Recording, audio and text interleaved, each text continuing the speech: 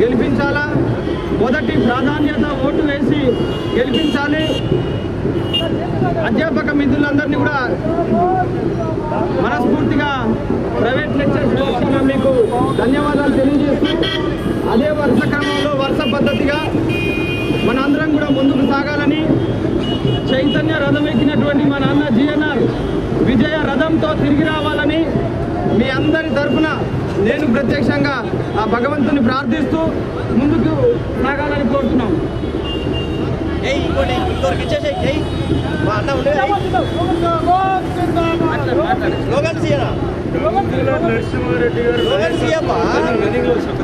జిందాబాద్ జిందాబాద్ GNR జిందాబాద్, నిజాయితీ పరుడు GNR గారికి. అందరూ కూడా మీ పరిధిలో ఉన్నటువంటి వాళ్ళందరం మనందరం కార్యకర్తలమే, మనందరం నాయకులమే. మనకెవరు లీడర్ లేడు, మనకెవరు క్యాడర్ లేడు, మనమే అన్ని. కాబట్టి అన్నకు ఖచ్చితంగా ఓటు వేయాలని చెప్పేసి కోరుతా ఉన్నాము. ఇది అన్యాయానికి న్యాయానికి జరుగుతున్నటువంటి పోరాటం, డబ్బుకు బీదరికానికి న్యాయానికి జరుగుతున్న పోరాటం. ప్రజలందరూ మొన్న ఢిల్లీలో బ్రహ్మాండంగా ఒక సాధారణ వ్యక్తి విజయం ఎట్లా ఉంటుందో చూసినారు. కాబట్టి అలానే మన అన్న యొక్క పవర్ ఎట్లా ఉంటుంది అనేది చూపించాలా. ఈ వ్యక్తి గెలిస్తే జిఎన్ఆర్ గెలుపు సామాన్య వ్యక్తి యొక్క గెలుపు, జిఎన్ఆర్ యొక్క గెలుపు మనందరి గెలుపు. ఈ విషయాన్ని దృష్టిలో పెట్టుకొని మరీ మన యొక్క మేము నిలబెట్టిన క్యాండిడేట్ వీరుడు, ఆ వీరుడు జిఎన్ రెడ్డి గారికి మీరు ఓటు వేసి గెలిపించాలని మా యొక్క కోరిక. మన పిలిపే జిఎన్ఆర్ రెడ్డి గెలుపు, మన పిలిపే జిఎన్ఆర్ రెడ్డి గెలుపు. జిఎన్ఆర్ రెడ్డిది జిందాబాద్, జిఎన్ఆర్ జిందాబాద్, జిఎన్ఆర్ జిందాబాద్. కార్పొరేట్ కాలేజీల ఐక్యత వర్ధిల్లాలి, కార్పొరేట్ కాలేజీల ఐక్యత, కార్పొరేట్ ఉద్యోగుల ఐక్యత, కార్పొరేట్ కాలేజీల ఉద్యోగుల ఐక్యత వర్ధిల్లాలి. ప్రైవేట్ ఉపాధ్యాయుల లెక్చరర్ల కాన్స్టిట్యుయెన్సీకి స్వతంత్ర అభ్యర్థిగా పోటీ చేయించున్నటువంటి నిస్వార్థ పరుడు, నిజాయితీ పరుడు, ఒకే మరి యొక్క విద్యావేత్త అయినటువంటి గంగుల నరసింహారెడ్డి గారు, జిఎన్ఆర్ గారు గత 30 సంవత్సరములుగా ఇంగ్లీష్ లెక్చరర్గా చాలా అనుభవం సంపాదించి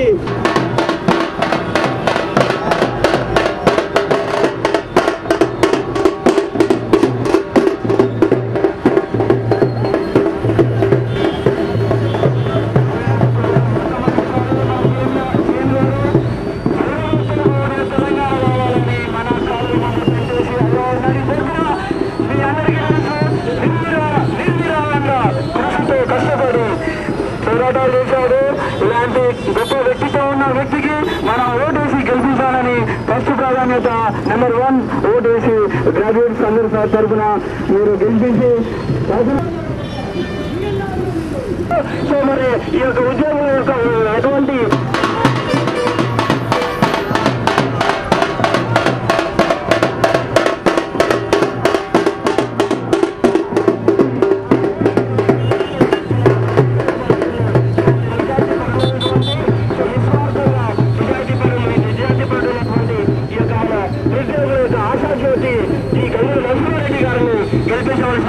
మిత్రులందరికీ ప్రార్థిస్తున్నాను.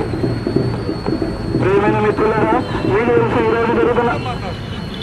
ఈరోజు మీకు జరుగుతున్న అన్యాయం ఏంటో తెలుసు. ప్రైవేటు గవర్నమెంట్ వాళ్ళకు ట్రీట్మెంట్ ఇచ్చింది.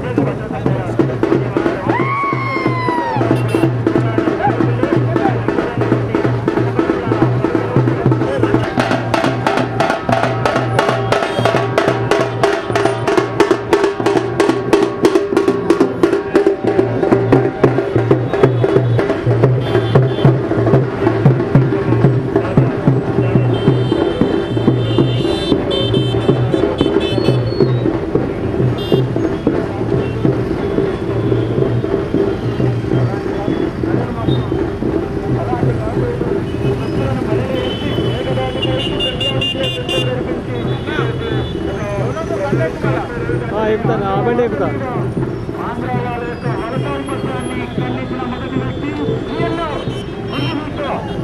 అలాంటి కొన్నిటికి ఓటు వేసి మీరు గెలిపించాలని కోరుతూ మనకు ఇంతవరకు మీకు తెలుసు ఈ ప్రైవేటు కార్మికులు ప్రైవేటు లెక్చరర్లకు ప్రైవేటు ఉద్యోగులకు ఎవరికైనా కానీ ఒక హెల్త్ కార్డు లేదు.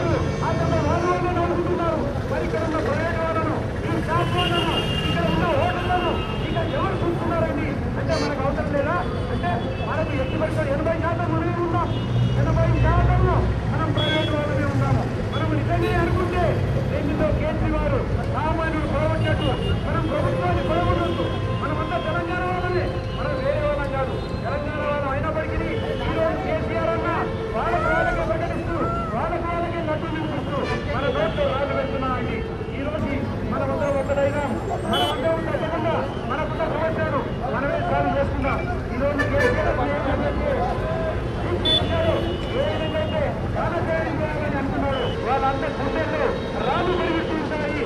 మనం 80 మంది ఉన్నాము, మనం 80% ఉన్నట్టయితే వాళ్ళు 60-20% ఉన్నారు. వాళ్ళే ఎంజాయ్ చేస్తున్నారు, వాళ్ళకే సాధిస్తున్నాయి, వాళ్ళకి ఇళ్ల స్థలాలు, ఇలాంటి వాళ్ళకి ఇళ్ల స్థలాలు తెచ్చుకోవడం లేదు. ఇలాంటి విద్యార్థులు ఈ ప్రభుత్వాన్ని ప్రయత్నం చేద్దాం. మనమే 80% ఉన్నాం, మనమే 80% కాబట్టి మనం అందరం కలిస్తే మనలో ఒక ఐక్యత ఉంటే మనం ఏదైనా చేయొచ్చు. మనం కేసీఆర్ అన్నను దృష్టిలో ఉంచుకొని వాళ్ళ చుట్టుకున్న ఈ దేవి ప్రజలకు వాళ్ళ చుట్టాలకు వాళ్ళు నడుచుకుంటున్నారు, ఇది మంచి పద్ధతి కాదు. వీరందరూ ఇబ్బంది పడుతున్నారు, మనందరూ ఇబ్బంది పడుతున్నారు, పోలీసులందరూ ఇబ్బంది పడుతున్నారు. దయచేసి మన ప్రభుత్వం మనం కట్టుకున్నాం. తెలంగాణలో ప్రైవేటు పరంగా తెలంగాణలో ప్రైవేటు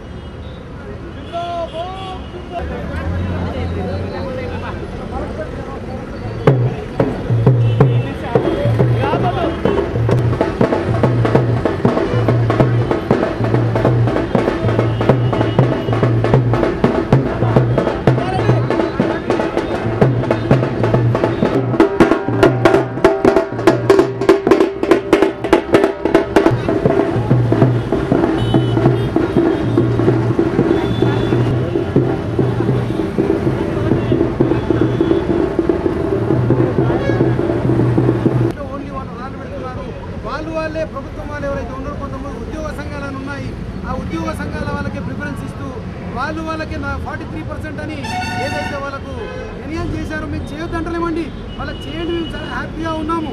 మాకు కనీసం ఏదో ఒక అవకాశాన్ని కల్పించాలి, మాకు అంతో ఇంతో కొన్ని రూల్స్ అనేటివి తప్పకుండా ఏర్పాటు చేయాలి. అదే కాకుండా ఈ ప్రైవేట్ అనేది 80% ఉన్నారండి. నిజంగా ప్రైవేటు వాళ్ళం ఇదే విధంగా ప్రభుత్వం కొనసాగిస్తే ప్రైవేటు వాళ్ళందరం ఒకటై ప్రైవేటు పరంగా ఒక ప్రభుత్వాన్ని తెలంగాణ పరంగా ఏర్పాటు చేయాలని ఒక ఆలోచనలు కూడా మేము ఉన్నాయి. ఈరోజు మా దగ్గర చదువుతున్న పిల్లలకు పాఠాలు చెప్తున్నాము. మీ పిల్లల తల్లిదండ్రులకు మీ అందరికీ ప్రైవేటు వాళ్ళకు మేము పాఠాలు చెప్పలేము. ఈరోజు విలేకరు మిత్రులైనా ఎవరైనా అందరూ ప్రైవేటు వాళ్ళే కాబట్టి ప్రైవేటు వాళ్ళకు ఒక భద్రత ఉండాలి, ప్రైవేటు వాళ్ళకు ఒక ప్రొటెక్షన్ ఉండాలి. ప్రైవేటు వాళ్ళకు కూడా గవర్నమెంట్ వాళ్ళకి కల్పిస్తున్నట్టు తప్పకుండా మాకందరూ కూడా కల్పించాలి. ఇది లేదు.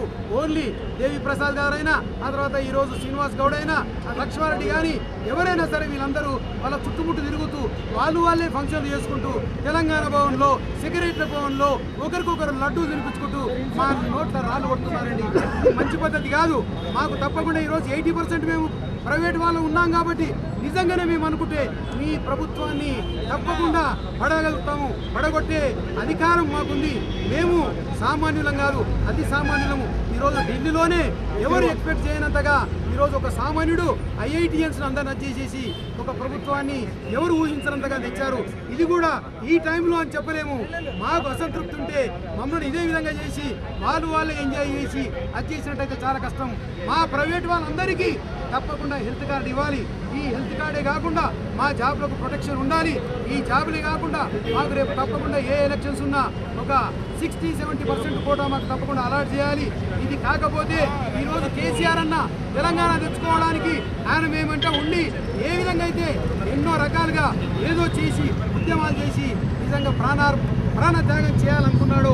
మేము కూడా కేసీఆర్ అన్నను ఆదర్శంగా తీసుకొని నేను పాలమూరు బిడ్డను ఈ గంగుల నరసింహారెడ్డి విలేకరుల పరంగా చెప్తున్నాడు. మేము భయపడవలసిన అవసరం లేదు. మా బ్రతుకులు ఘోరమైపోతున్నాయి. మేము చాలా ఇబ్బందులు పడుతున్నాము. మాకెవరు దిక్కు లేరు. ఈరోజు తెలంగాణ వచ్చిన తర్వాత మాకు దిక్కు లేదు కాబట్టి దయచేసి ఈరోజు కేసీఆర్ అన్నకు మేము విలేకరుల పరంగా ఈ యొక్క టీవీల పరంగా మేము ఒకటే రిక్వెస్ట్ చేస్తున్నాము. మాకు తప్పకుండా హెల్త్ కార్డు కావాలి. మాకు భద్రత కావాలి. రూల్స్ అండ్ రెగ్యులేషన్స్ ప్రకారం శాలరీస్ కూడా కావాలి. ఈరోజు ఓన్లీ కళాశాలకు కాదు, స్కూల్స్ కాదు, ప్రతి ప్రైవేట్ ఏదైతే ఉందో ఈ ప్రైవేట్ వాళ్ళకు చేయకపోతే ఈ తెలంగాణ భవన్ ముందల ఈరోజు ముఖ్యమంత్రి ఇంటి ముందర కూడా దీక్ష చేయడానికి మేము భయపడం, మేము ప్రాణ త్యాగం కూడా చేయాలనుకుంటున్నాము. ఇవన్నిటిని మీరు గమనించాలని మీ కార్పొరేట్లో ఉన్న వాళ్ళు కానీ లేకపోతే మా కార్పొరేట్ కళాశాలలో పనిచేస్తున్న వాళ్ళు కానీ ఈరోజు ముఖ్యమంత్రుల పిల్లలు, మనవళ్ళు, మనవరాళ్ళు, చెల్లెళ్ళు, అక్కలు అందరూ ఆ తర్వాత మా కింద చదివిపోతున్నారు. మాకు అన్యాయం చేస్తున్నారు. ఈ విధంగా అన్యాయం చేయడం మంచి పద్ధతి కాదు. మేము అడగవలసిన అవసరం లేదు. ఒక చిన్న పిల్ల ఒక 2 సంవత్సరాలు 2 నెలలు ఉన్నట్టయితే, 1 నెల ఉన్నట్టయితే తల్లి తెలుసుకొని పాలిస్తుంది. మరి గవర్నమెంట్ వాళ్ళు మీరు తెలుసుకోవాల్సిన అవసరం లేదా? మా బాధలు మీకు తెలియవా? మీరే లడ్లు తినిపించుకుంటారా? మీరే ఎంజాయ్ చేస్తారా? మీరే డ్యాన్సులు చేస్తారా? మీరు డ్యాన్స్ స్టాప్ చేసేంత వరకు మేము ఉద్యమాలు చేస్తాము. లడ్డూలు మాకు తినిపించి మీరు తినండి, సిగ్గు తెచ్చుకోండి. ఆ తర్వాత ప్రభుత్వాన్ని మీరు ఈ విధంగా ఏదో ఇష్టం వచ్చినట్టు మీకు ఈరోజు దేవిప్రసాద్ మహబూబ్నగర్ హైదరాబాద్ రంగారెడ్డి ఉందండి. మహబూబ్నగర్ హైదరాబాద్ రంగారెడ్డిలో ఇంత పెద్ద హైదరాబాద్లో ఎవరు లేరా అండి? ఎమ్మెల్సీకి గ్రాడ్యుయేట్ సంబంధించిన వాళ్ళని నీకు మస్కా కొట్టిండని నీవు ఈరోజు అతను వద్దన్నా మీరు తనకు అవకాశం ఇవ్వడం జరిగింది. ఎప్పుడైతే ఒక 3 డిస్ట్రిక్ట్స్ ఉన్నాయో 3 డిస్ట్రిక్ట్స్ నుంచి మీరు సెలెక్ట్ చేసుకోండి. ఇవన్నీ చేయకపోతే మేమందరం కూడా ఖచ్చితంగా వేలాది మంది, వందలాది మంది, వేలాది మంది అవుతాము, లక్షలాది మంది అవుతాము. ఈ తెలంగాణ భవన్లో, మా తెలంగాణ భవన్లో మేమందరం కలిసి మీకు అదో ఇదో చేసి కట్టించాం. కాబట్టి గవర్నమెంట్కి ఎక్కడైనా సరే మేము వ్యతిరేకించి మా సమస్యలు తీర్చకపోతే కబద్దారని మేమంటున్నాము. జై తెలంగాణ, జై తెలంగాణ, జై తెలంగాణ, జై తెలంగాణ, జై తెలంగాణ.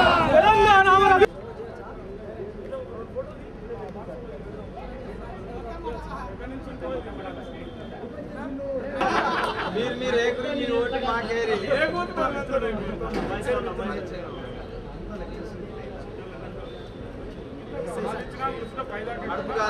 భక్తులు మాకేయాలి.